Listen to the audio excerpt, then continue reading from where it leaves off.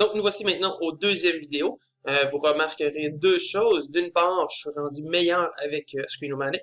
Donc, mon visage disparaîtra pour ne plus être dans le chemin de mes textes. Et numéro 2, dans le premier vidéo qui était basé sur le TDL, mes interventions étaient plus généralisées, tout comme le trouble de la mental du langage est plus généralisé et affecte plusieurs composantes.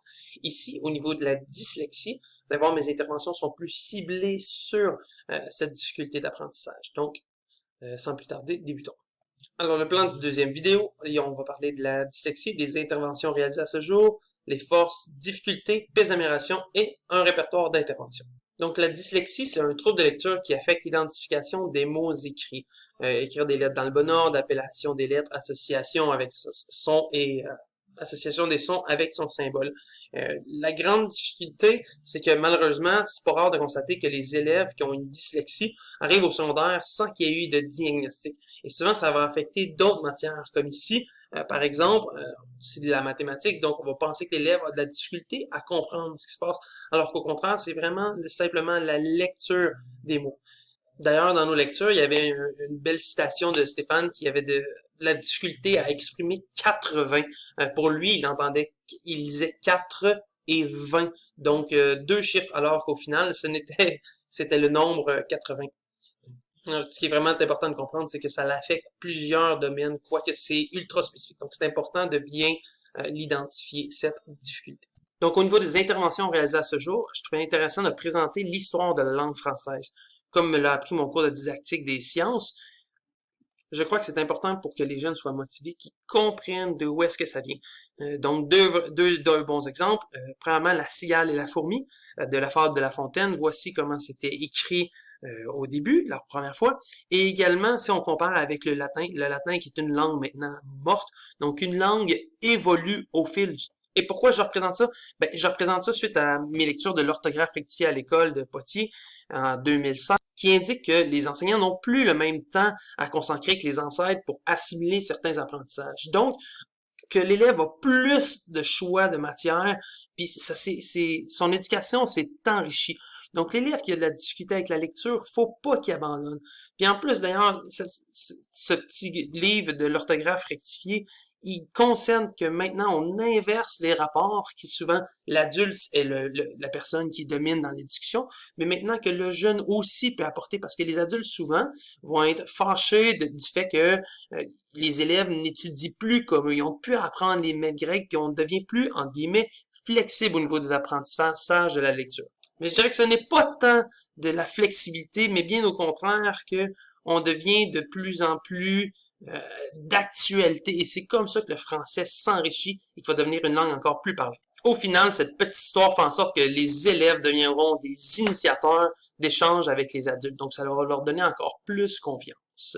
Sinon, dans d'autres interventions, ben, j'ai une période de lecture individuelle, flexibilité au niveau des contenus que les élèves peuvent eux-mêmes choisir. Des fois, je vais les guider. Ça débute avec une sortie à la bibliothèque. La souris de Monsieur Grimaud.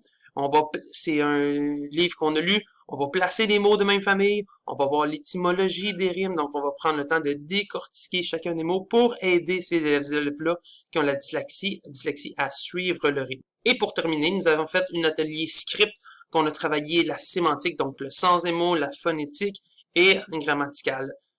Une des forces de cette activité script, donc une activité script, si vous ne savez pas c'est quoi, je vais présenter une image comme ça et j'ai invité les jeunes à se lever, à venir pointer quelque chose et à la décrire. Exemple, ça peut être tout simplement la bouteille d'eau ici, il pourrait dire la bouteille d'eau, ou encore, il pourrait présenter la personne ici, l'orateur.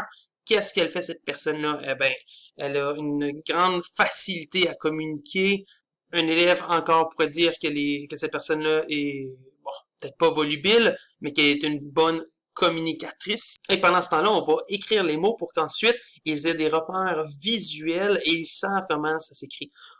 Les recherches indiquent d'ailleurs qu'on définit leurs difficultés par un déficit sur le plan des procédures d'identification des mots écrits. En utilisant cette activité, on permet aux élèves dyslexiques de mettre en place, d'avoir des activités qui visent à consolider les apprentissages et accélérer leur reconnaissance des mots écrits. D'ailleurs, il est indiqué que un entraînement à la conscience phonologique, donc au niveau des sons, des repères, ça peut pas être efficace si on fait juste travailler là-dessus.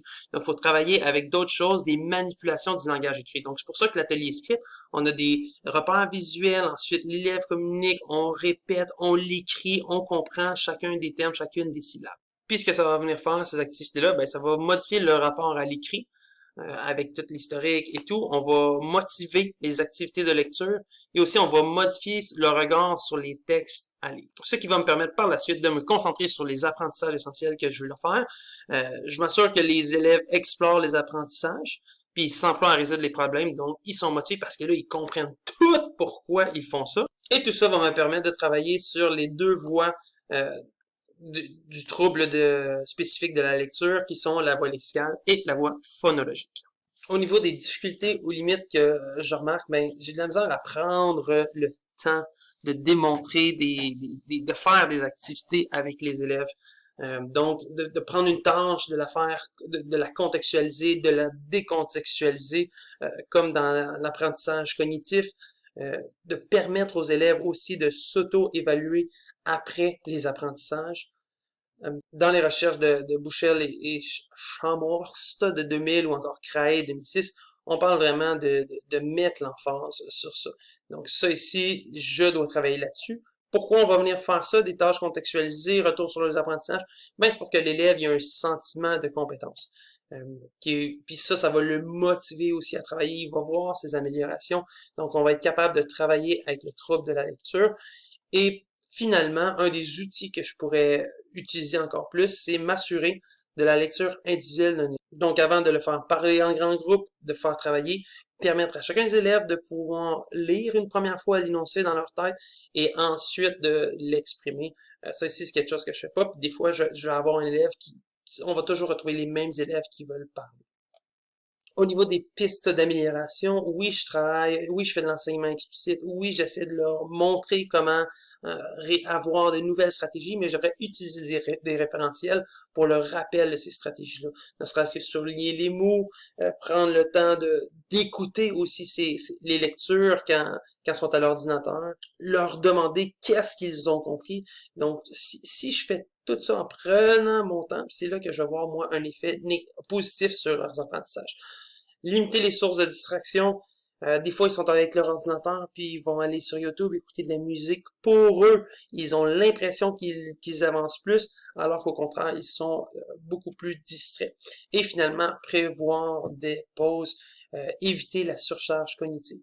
Et pour conclure, au niveau des répertoires d'intervention, j'en ai trouvé beaucoup dans les recherches, dans la lecture, ne serait-ce que on le voit là, dans les examens maintenant, on donne plus de temps pour réaliser la tâche, le tiers-temps, on fractionne la tâche sur plusieurs périodes, prévoir un endroit où la lecture peut se faire à voix haute ou permettre la subvocalisation, donner l'accès à un lieu calme à l'extérieur de la classe pour limiter les distractions, permettre la transcription de mots pour des réponses de l'élève par un autre scripteur. Donc c'est tous des exemples. Au niveau de l'adaptation, un ramanage à texte, utilisation de gros caractères, clarté des lettres, aération des textes, ça va permettre à l'élève de mieux suivre. Et aux modifications, là, on va travailler vraiment sur les évaluations. Ben, pour des questions où que les réponses sont directement dans le texte, peut-être juste de permettre à l'élève de surligner les réponses plutôt que de les écrire. Il va gagner du temps et de la confiance. Puisqu'ainsi, il n'aura plus peur de mal écrire. Donc, on va éviter qu'il fasse des erreurs lors de sa retranscription. Donc, on va éviter cette pression-là qui pourrait se mettre. Et pour conclure, d'autres pistes, il y avait le CINOP, qui est le Centre d'évaluation neuropsychique et d'orientation pédagogique. Eux, ben, ce qu'ils vont faire, c'est qu'ils proposent des formations pour la technologie sur tablette tactile, donc de pouvoir modifier un peu ces interventions auprès des élèves, puis aussi dessiner avec le jeune ce qu'il a compris, des jeux pédagogiques tels que colimaçon. Donc, oui, ça peut paraître enfantin, mais ça revient à l'essentiel, soit que l'élève puisse travailler avec les mots, avoir du plaisir, soit motivé, et qu'il comprenne qu'il est capable d'y arriver et que nous sommes capables de communiquer avec lui. Et pour conclure, ma référence bibliographique, donc, qui a été utilisée pour faire ces vidéos. Donc, ceci conclut le trouble développemental du langage et ma recherche sur la dyslexie. Je me rends compte que ça m'a permis, cette vidéo-là, et la recherche de vraiment apprendre de faire une belle rétrospection sur ce que j'ai fait depuis le début de l'année. Et je vous en remercie. Bonne journée.